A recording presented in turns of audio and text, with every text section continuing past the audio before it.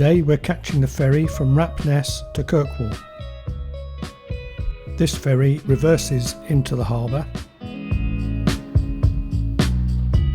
This camper van was the first off today.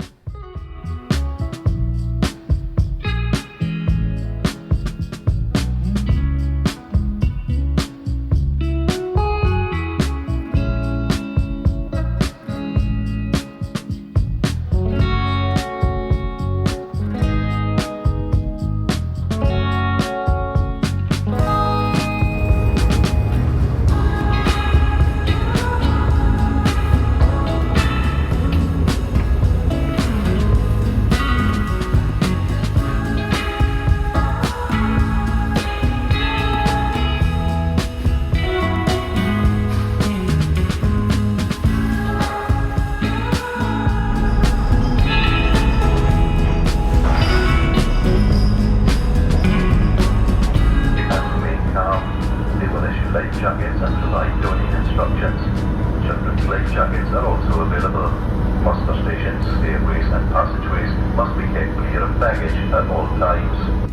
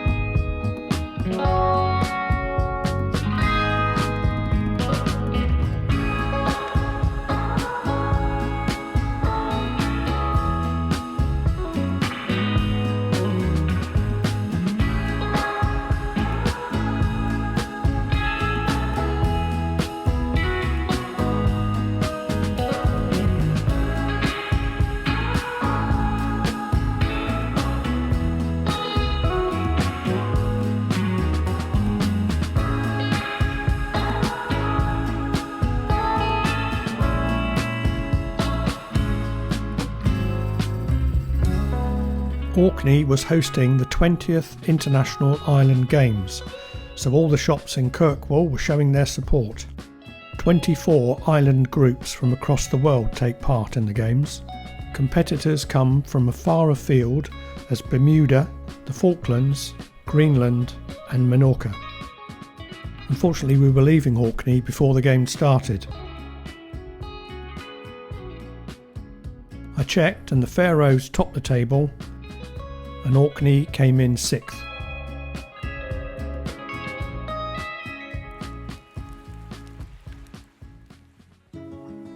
After a wander round Kirkwall, we took the second ferry of the day.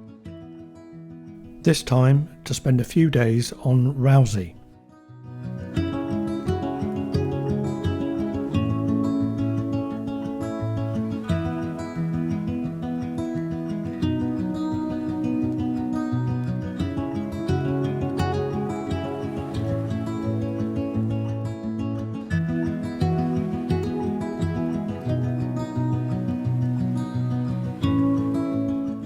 To reverse your car onto this ferry.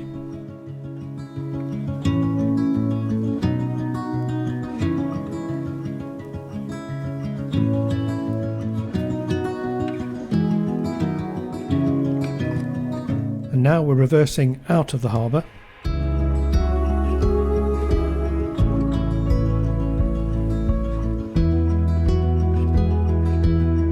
Once we've turned round, we're off over the Eynhallow Sound.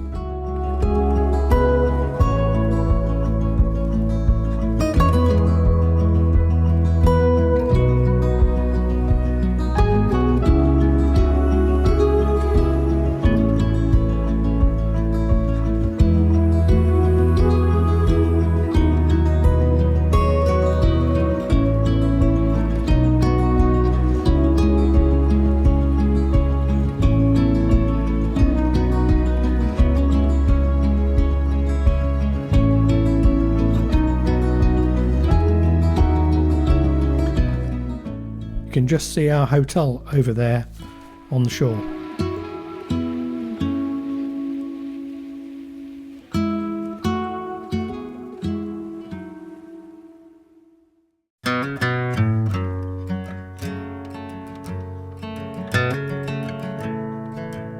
We had a fantastic view from the hotel. There's the morning ferry back over to Mainland. This was one of our neighbours.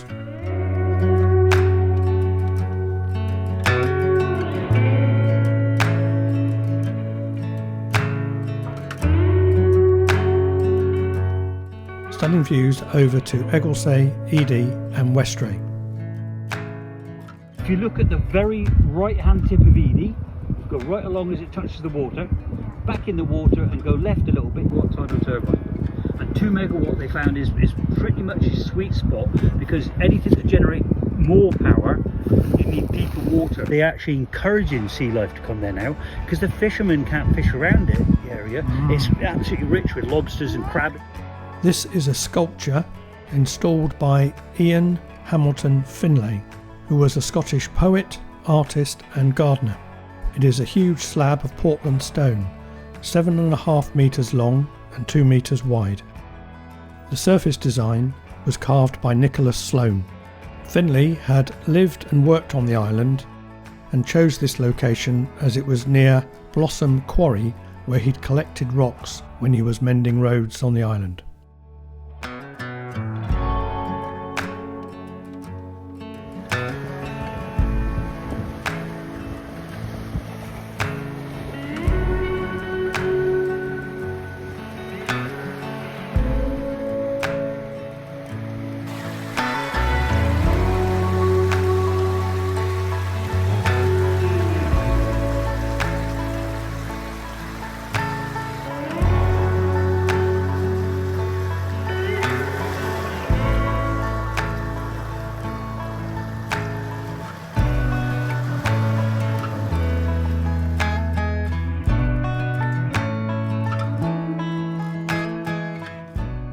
And it was here we got to spot our first seals of the trip.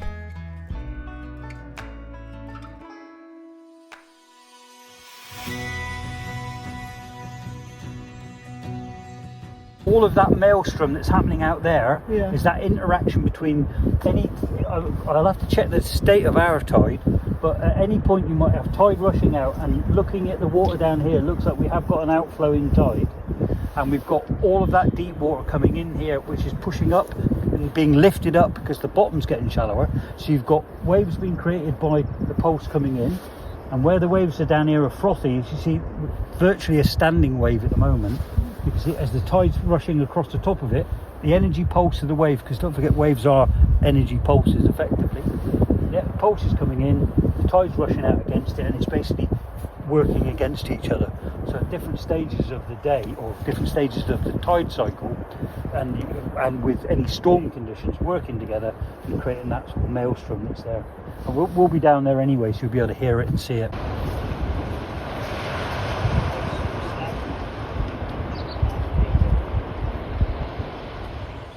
This is one of 15 cairns on Rousay and one of the largest. It was excavated in the 1930s. The roof was missing, so it's now protected by a hangar-like structure. This is 2 of the excavators, Graham Callender and William Grant, who owned the local distillery and funded the dig. The cairn is 32.5 metres long. Upright stones divide the passageway into 12 stalls. The remains of around 25 individuals were found in the tomb. The external walls incorporate a diagonal herringbone pattern. I don't know if it's just me, but when we stand at the end along there, it looks a lot shorter. Now you get a true sense of how long the passageway is. Different perspective altogether. So, what a gift. These pairs of stones are orthostats that separate off the stalls, and there's 12 pairs of stalls as we go along. And they're lower at this end, and they peak in the middle. From the evidence found, it's believed the bodies were buried in a crouched position, allowed to decompose, and then rearranged.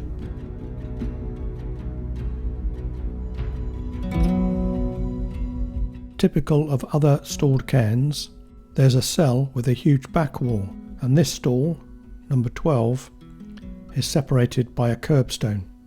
It has been argued that this last cell is the ultimate goal of those entering the structure.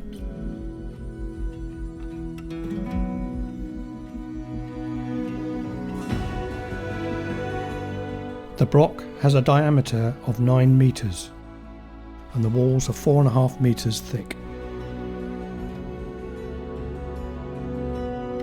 It is surrounded by other adjacent houses which later became workshops. Because if you built that vertically all the way up, it would become less stable.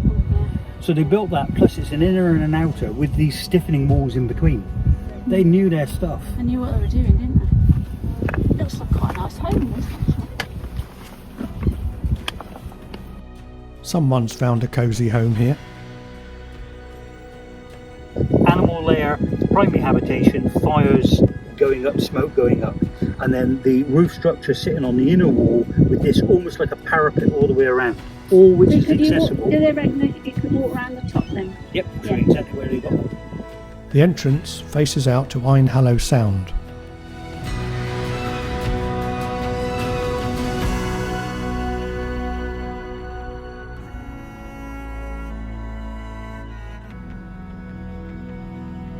Like in that image out there, they're showing you smoking fish. They probably may have had a version of that. Yeah, quite know. But if you were cooking, what do you need? Oh, water. This big natural cistern. Now, we had no rain for about 5-6 weeks. It still had the same amount of water in it, fresh water. Really? And that's full of stones now, so that would have been much deeper and available. They were clever, weren't they? So they accessed at least one more layer. So we've got probably three distinct habitation layers. This is one of the adjacent houses that later became a workshop.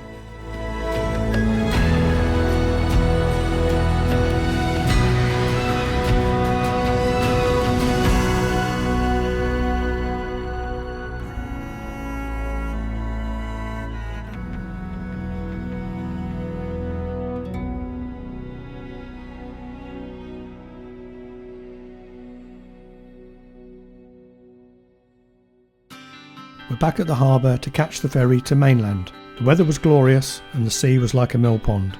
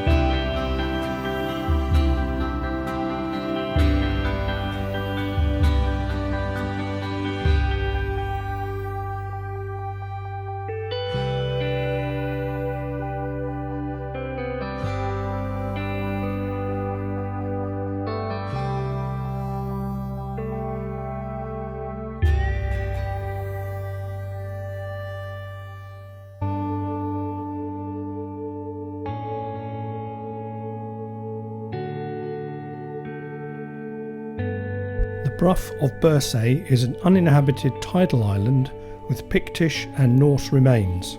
The building you can see is another lighthouse built by David Stevenson in 1925. The island is only accessible by the causeway for around 2 hours either side of low tide. At the time we visited, we couldn't cross, but we did get to take in the amazing views.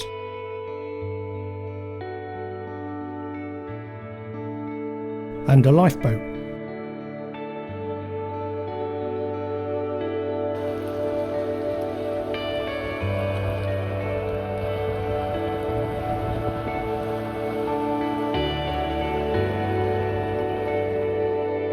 think this is a more recent construction.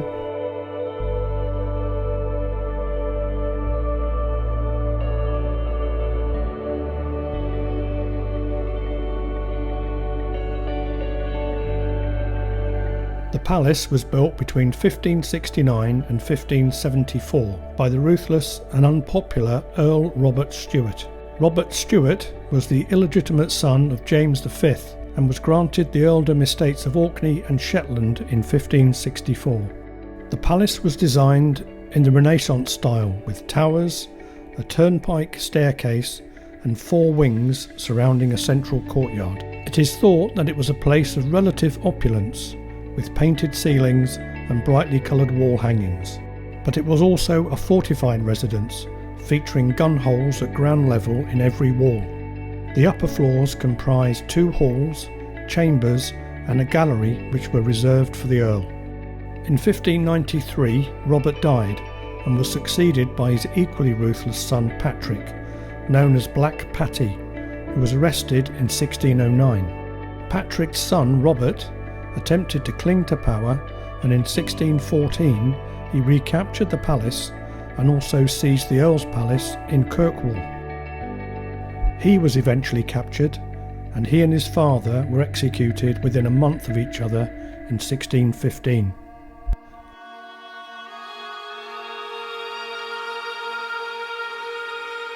The Broch measures around 20 metres in diameter and is defended by 2 rock-cut ditches.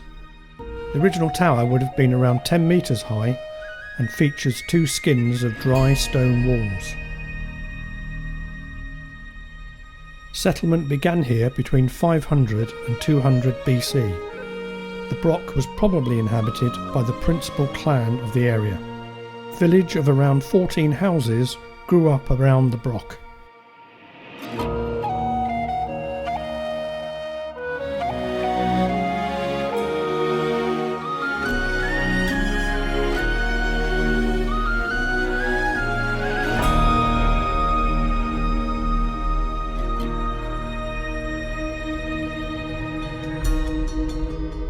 At a later stage, an entrance causeway was built on the east side.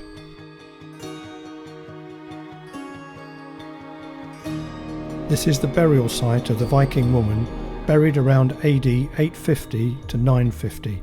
The causeway leads up here to the left into the main entrance.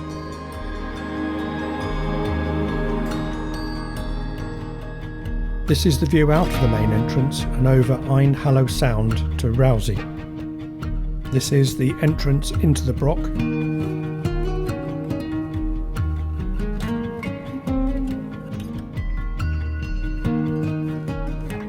This is the central hearth, a common feature in these buildings. There are stone-built cupboards all round the walls.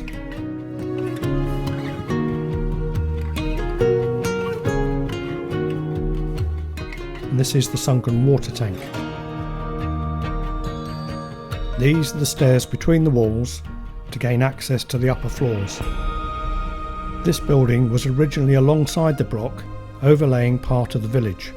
It was moved to this location and reassembled to allow for the investigation of the houses underneath. This building is a type built by the Picts around AD 400 to 700.